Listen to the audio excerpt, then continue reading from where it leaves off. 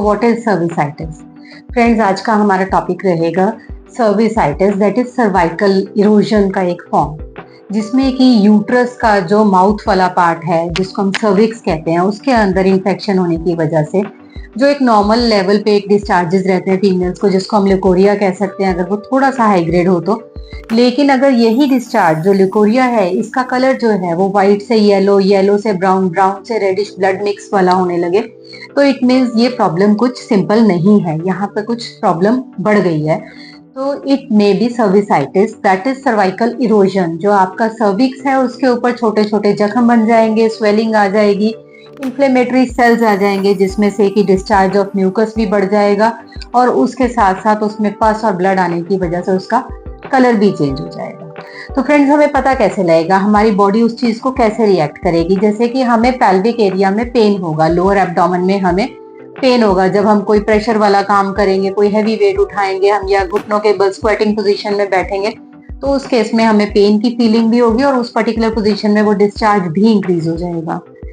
या फिर during intercourse जो है वो पेन, या फिर उसके बाद आफ्टर इंटरकोर्स ब्लीडिंग, इस तरह के सिम्टम्स हमें बताएंगे कि there is something we are having at the cervix.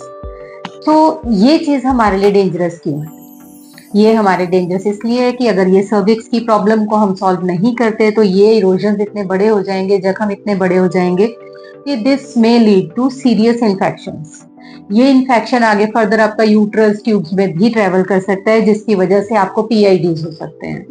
तो इन सब चीजों को अवॉइड करने के लिए हम क्या कर सकते हैं? कुछ तो हमें लाइफस्टाइल चेंजेस करने हैं, जैसे कि सबसे इंपॉर्टेंट है आपकी गट हेल्थ। सबसे पहले अपनी गट हेल्थ को मेंटेन रखें, जिसमें कि gas, acidity, constipation, basically lower abdomen में जो हमें ब्लोटिंग की प्रॉब्लम आती है, ये सब रिस्पॉन्सिबल है कि जो गैस है वो हमारे वेजाइनल ट्रैक में चली जाती है, जिसकी वजह से वहां पे इन्फेक्शन जो है, अगर हम एक बार ठीक कर लेंगे, रिकरेंट इन्फेक्शन हो जाएगा।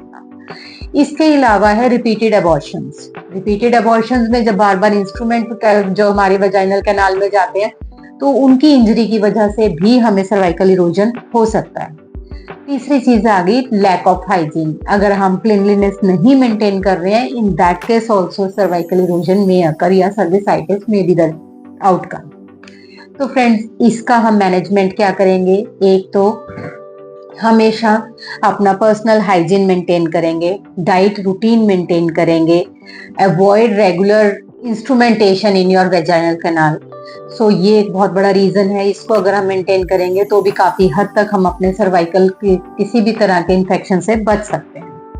लेकिन अगर हम अब ट्रीटमेंट पार्ट में आते हैं, क्योंकि इन सब चीजों से करने से वो ठीक नहीं होगा, लेकिन खराब नहीं होगा या नहीं होगा, लेकिन if you have cervicitis then you need to get it treated. And in homeopathy हमारे पास इसके लिए बहुत अच्छा ट्रीटमेंट है, जिसमें किसी तरह का कोई सर्जिकल प्रोसेस इन्वॉल्व नहीं होगा, किसी तरह के हार्श मेडिकेशंस नहीं होंगी।